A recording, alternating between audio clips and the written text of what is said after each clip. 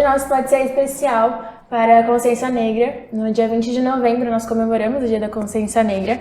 E nós estamos aqui com a professora Maria Fernanda, ela é professora de inglês do 1º ao 9º ano do Fundamental. E é isso, pode ser? Pode ser, vamos lá. Bom, pra gente começar com chave de ouro, eu queria saber como você se encontrou no inglês, como começou a sua carreira, como que você trabalha no dia a dia. Certo. Então, boa tarde, primeiramente. Agradeço o convite de vocês, agradeço bastante. Bom, eu comecei a fazer curso de inglês, né? Comecei a fazer curso de inglês, eu tinha 13 anos. Fui me interessando, fui gostando, sempre gostei muito de línguas, sempre gostei muito de gramática, da língua portuguesa, da língua inglesa.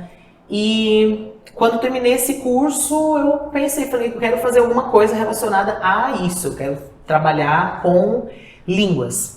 E aí eu fui atrás de cursos que tinham a ver, cursos, né, de faculdade que tinham a ver com isso. Tinha algumas opções em mente, comércio exterior eu tinha pensado, e acabei encontrando o curso de tradução, tradutor e intérprete. E me identifiquei na hora. Fiz a faculdade, né? Fiz o curso, sou graduada em tradução e interpretação, inglês e português. Comecei a dar aula quando eu estava na graduação, comecei a dar aula, eu tinha 17 anos. Estou com 32, vou fazer 32 agora. Então, 15 anos aí dando aulas de inglês, né? Me aperfeiçoando. Na escola regular vai fazer 3 anos que eu trabalho, sempre trabalhei mais em escolas de inglês mesmo. Cursos particulares e tudo. E agora me encontrando mesmo na escola regular, que é um ambiente muito gostoso. O ambiente escolar é muito, muito gostoso mesmo. Tá bom, então. Como você se sente, né? Você falou que começou há 3 anos no ambiente regular e tal.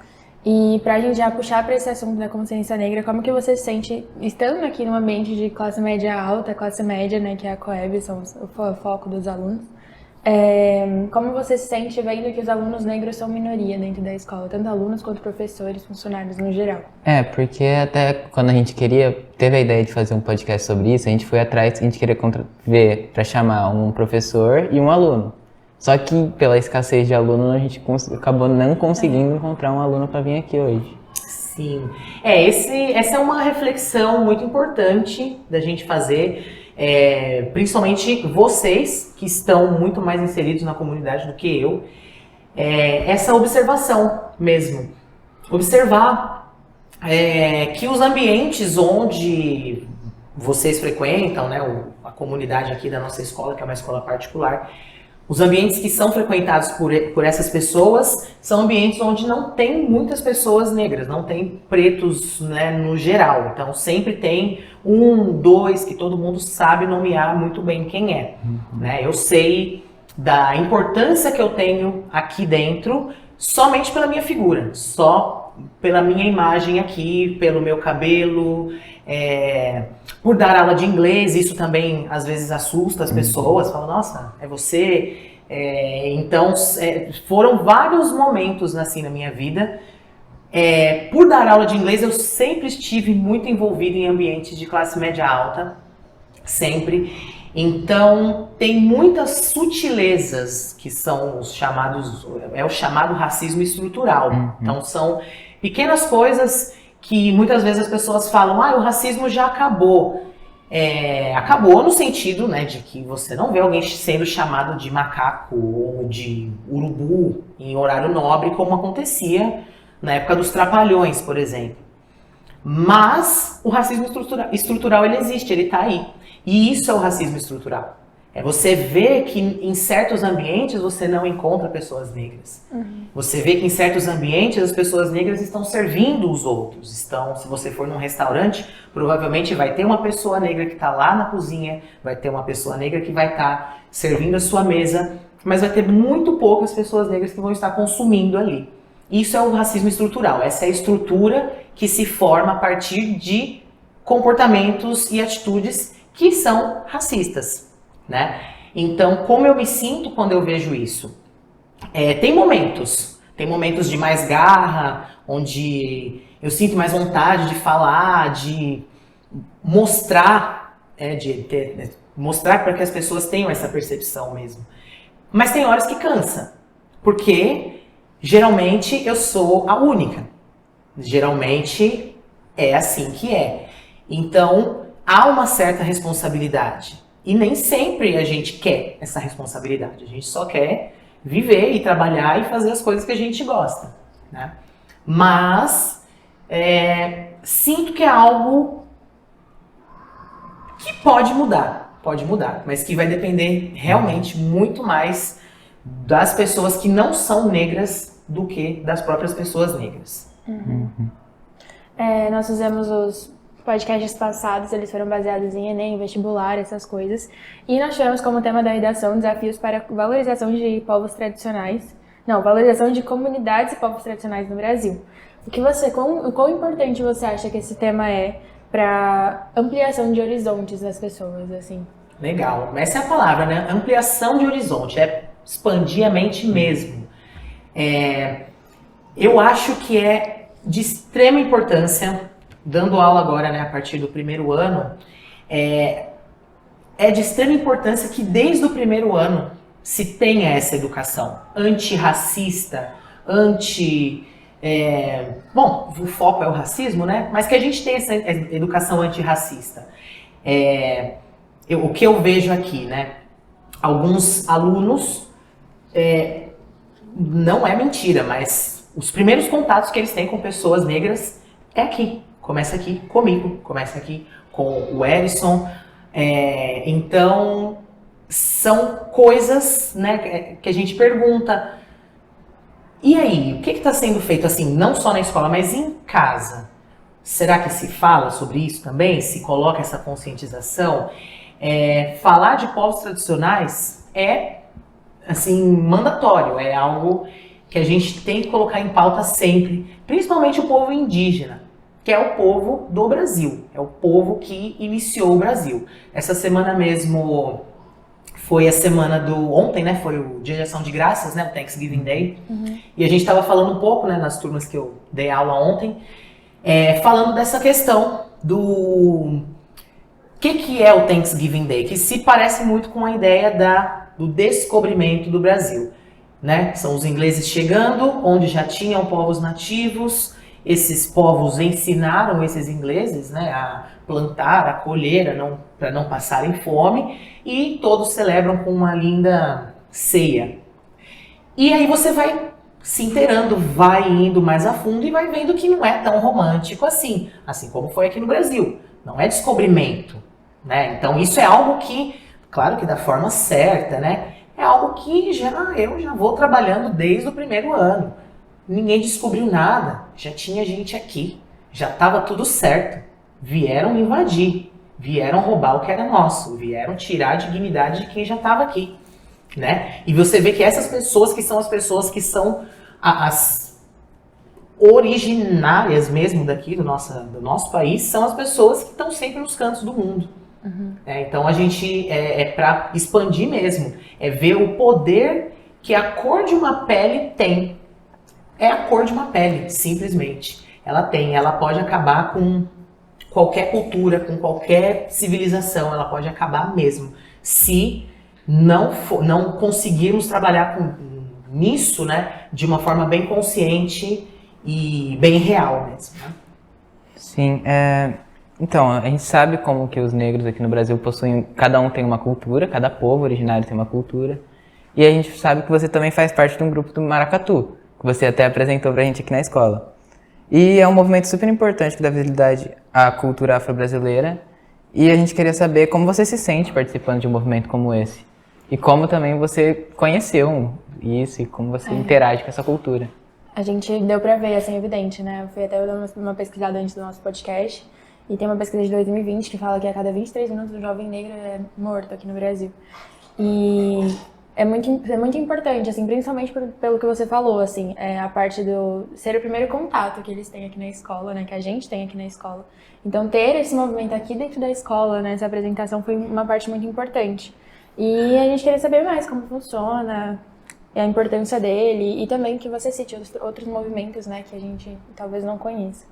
Legal. Bom, Maracatu eu conheci em 2018. Na verdade, assim, eu já conheço, né, o ritmo percussivo Maracatu, já sou fã, de Nação Zumbi, Chico Science, Mundo Livre S.A., grandes grupos que tocam maracatu, são de Recife, né? Maracatu, a raiz é lá, o berço é lá, Recife, Pernambuco. Então eu conheci em 2018, assim, de realmente tocar, de começar a tocar. Em Araçatuba tem a Aline, né, que é a Pito do grupo. Ela trouxe esse conhecimento de Recife, depois de ter participado de vários desfiles lá. Então ela trouxe, veio difundir aqui no interior. Desde o primeiro dia que eu fui, eu já me apaixonei, eu sou apaixonada por ritmos percussivos, eu toco percussão. Então eu me sinto muito pertencente.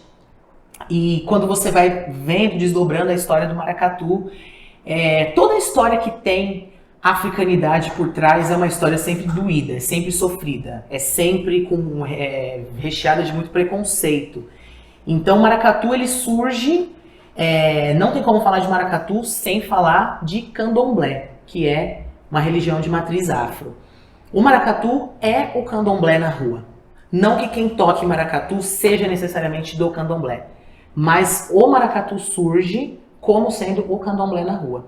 Então você vê que o maracatu ele não tem instrumentos de corda, ele não tem instrumentos de sopro, é só percussão. Tambores, couro de animal, né? Os tambores ali, a alfaia, né, que eu toco, é feita com couro de bode. Então é África 100%. E um movimento que assim, é patrimônio material da humanidade, já reconhecido, é uma riqueza nossa e, infelizmente, continua caindo naquele lugar. É uma macumba. Quantas vezes a gente já foi tocar e assim, não no sentido... Porque macumba existe, macumba é real, macumba é um instrumento musical também. Mas sempre naquele tom pejorativo, né? Olha a macumba, olha lá, aquela coisa desordenada, é só um batuque, um bando de gente desocupada fazendo coisas. E não, tem fundamento.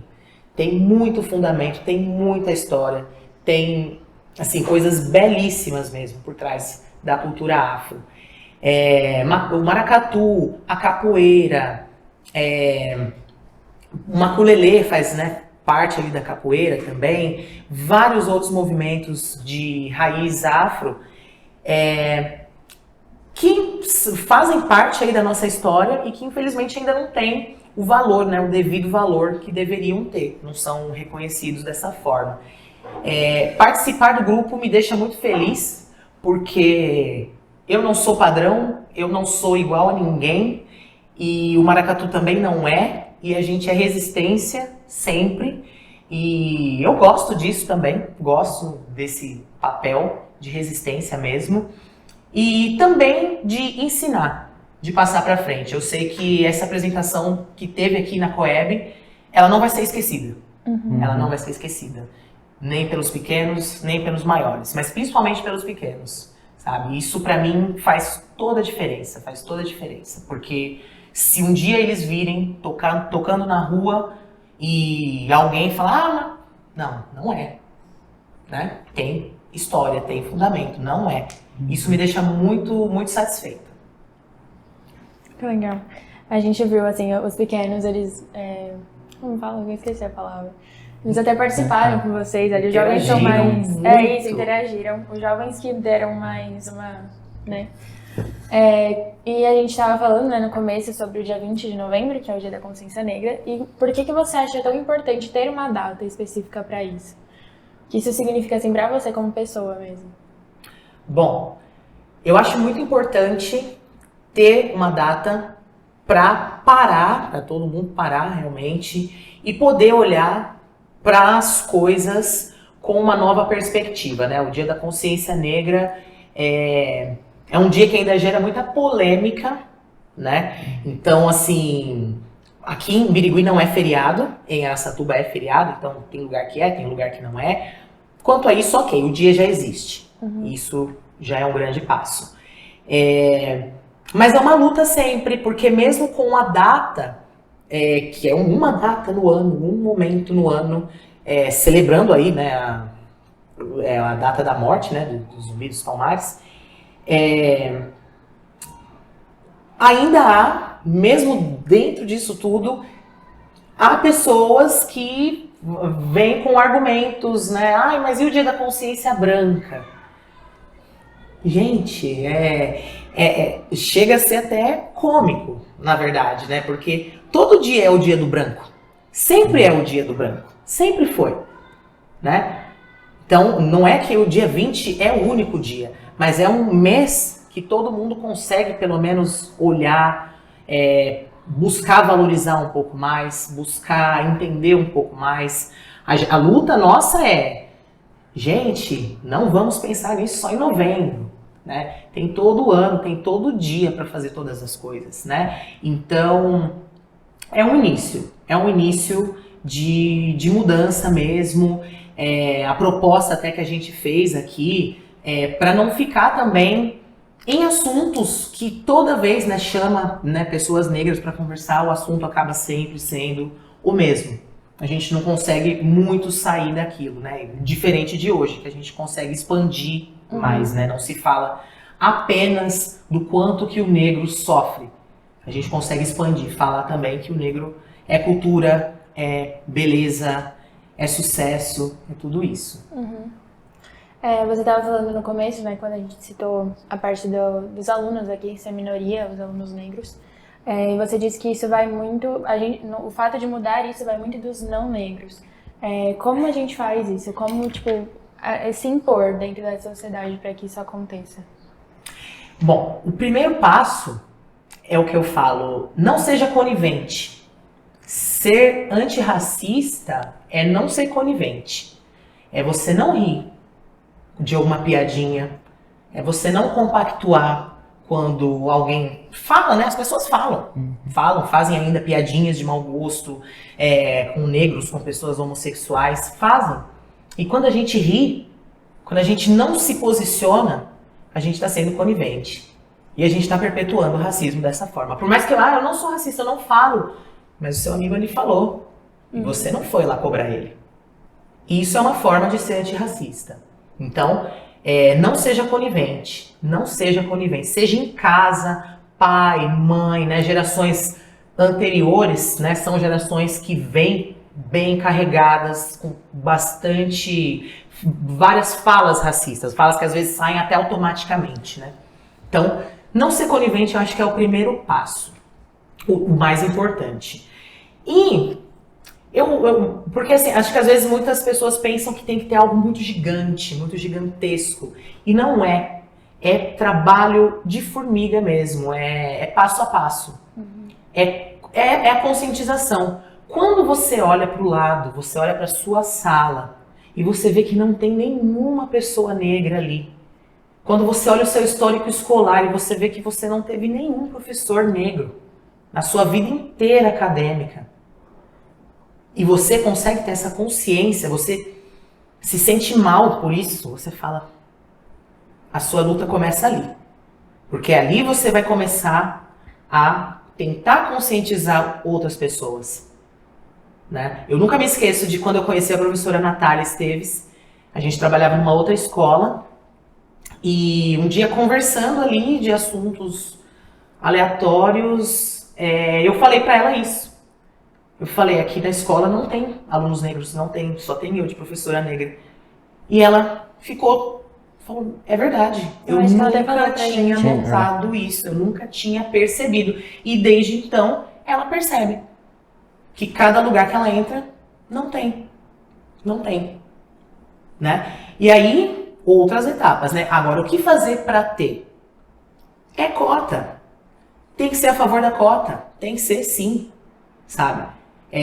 Porque quando a gente vê, eu sou da periferia de São Paulo, eu sou nascida na Coab 2, em Itaquera, em São Paulo, moro aqui há 10 anos. E eu sei que a Coab é majoritariamente negra, né? Os negros estão nas periferias, isso é um fato, não tem como fugir disso, isso é um fato ainda. Quem está na periferia não tem dinheiro para estar na escola particular, né? Então, e você sabe que da escola particular é da onde vai sair a maioria dos futuros profissionais. É a verdade, né? São os que vão conseguir passar com melhores notas em vestibular, são os que vão conseguir melhores colocações, né? Então, Como é que você consegue trazer uma outra pessoa junto com você? Como é que você consegue fazer isso? É um trabalho de reflexão. O que eu posso fazer, né? Para trazer outros amigos que não sejam brancos junto comigo, sabe? É uma luta, ela é individual. Acho que ela é mais individual do que coletiva, né? Mas é um trabalho de formiga mesmo. Dá para fazer acontecer, mas tem que partir da conscientização. Uhum. Nós estávamos em uma aula com o Diogo, eu lembro, ele até fez um podcast com a gente também, acho que semana retrasada, foi? Foi um pouquinho antes da primeira semana do Enem. E a gente estava falando sobre redação, né, porque ele é professor de redação, e a gente estava falando sobre o racismo reverso, como ser, né, tipo, dentro de uma redação, argumentos contra isso e tal, pra gente trabalhar com argumentos válidos e, né. E aí ele citou o livro da Jamila Ribeiro, O Pequeno Manual de Racista. Uhum. Inclusive é o livro que eu vou dar de amigo secreto na graça. Coloquei Já tá revelado. Sim. E aí eu queria saber, tipo, indicações de podcasts, vídeos, filmes, livros, pra galera, pra gente passar isso pra frente, né, esse conhecimento de maneira... Legal. Leia Bell Hooks. Bell Hooks.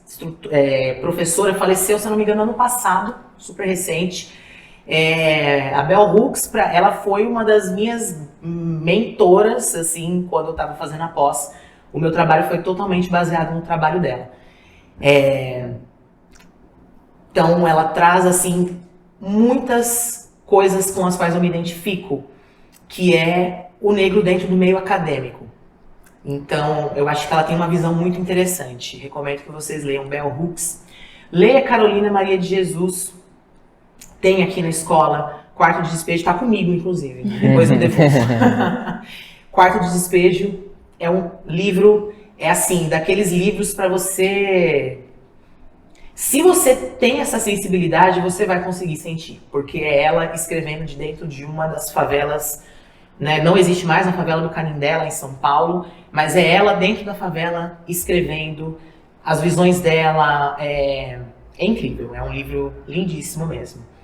Foi lançado recentemente o documentário dos Racionais, que é um grupo que eu cresci ouvindo. O primeiro CD, época de CD, eu tive, foi do Racionais e um de um pagode também. Mas acabou de lançar esse documentário. Assistam esse documentário, né? Quem não tem a idade, assista aí com algum responsável. Mas acho que é muito importante ter acesso a pessoas reais, a pessoas pretas reais que passaram por situações que muitas vezes a gente nem imagina. Né? Assim, você tá andando na rua e tomar um enquadro porque você tá andando na rua. Uhum. Né? Então, assista esse documentário também. Bom, pessoas, né? Angela Davis, temos o professor Silvio, tem o podcast do Mano Brown. É um podcast que eu acompanho todos eles. Ouçam. O Mano Brown recebeu recentemente... ele recebe sempre várias personalidades negras. E uma dessas personalidades foi a Angela Davis. Eles fizeram online, né? É um dos mais curtos que tem. Mas, assim, de extrema importância, né? São duas personalidades que falam sobre racismo e de forma contundente mesmo, com bastante base. Isso também é muito importante. Ter base acadêmica. Eu acho que é importante estudar. Né? Não sair reproduzindo coisas de internet. Eu acho que isso é bom a gente saber filtrar, pegar a base mesmo, de onde veio aquela ideia, não só reproduzir frases, né, pensamentos. Acho que é pouco pra luta, né? Você já leu o Salve para Todos? Não. Não, tá na minha lista, ele fala sobre isso também. Acho que é um clássico, né? Tipo, estourou aí na internet. Mas é isso, você quer falar mais alguma coisa? Eu queria dar uma ressalva no álbum do Racionais, o Diário de um Dia 80, né? Que é sensacional também. Sensacional, virou obra obrigatória, né? Virou. Já virou? Virou, acho que virou. Que foi transformado num livro, né? O álbum foi transformado num livro recentemente. Esse livro, se eu não me engano, preciso conferir, entrou para a lista de leitura obrigatória de universidades públicas. que eu não me lembro agora ao certo quais, mas é um livro Que é muito bom também. muito bom, quebrando paradigmas mesmo. Ouça esse álbum, Sobrevivendo no Inferno. É muito É um bom. bom álbum mesmo. É isso, você quer falar alguma coisa pra eles? Pra finalizar? Bom, agradeço esse momento, esse espaço. Não deixem de conversar, não tenham medo, não tenham vergonha. Eu percebo que muitas vezes as pessoas têm medo de se reportar, de falar, de até mesmo falar de cor, falar você é negra. Sim, eu sou negra, eu sou preta, não sou morena. Esqueça isso, não tenha medo de falar. Pontos de vista estão aí, a gente está na comunidade escolar. Escola é para isso, escola é para a gente conversar, é para expandir. Eu aprendo aqui todo dia. Todo dia eu aprendo, todo dia. E eu também estou aqui para ensinar, para mostrar meu ponto de vista também e para ouvir. Então, não tenha medo, vamos para frente, todos juntos nessa luta mesmo. E que o 20 de novembro se perpetue aí e se estenda durante o ano inteiro. Que a gente sempre valorize e esteja atento mesmo às pessoas negras, as pessoas não brancas, que estão ao nosso redor. É isso. É isso, Obrigada, então. Fer, pela sua Muito participação. obrigada, gente. Finaliza aí, Nino. Então esse foi o episódio de hoje. E o último do ano também. Eu acho que não é o nosso último ainda não. Não, acho que a gente vai dar A gente vai, um passo de bastão pra eles. a gente vai passar o bastão do podcast, se Deus quiser vai continuar, né? Mas por hoje é só. Espero que vocês tenham gostado e que vocês tenham mudado um pouco a ideia de vocês. É isso. Ai, acabou.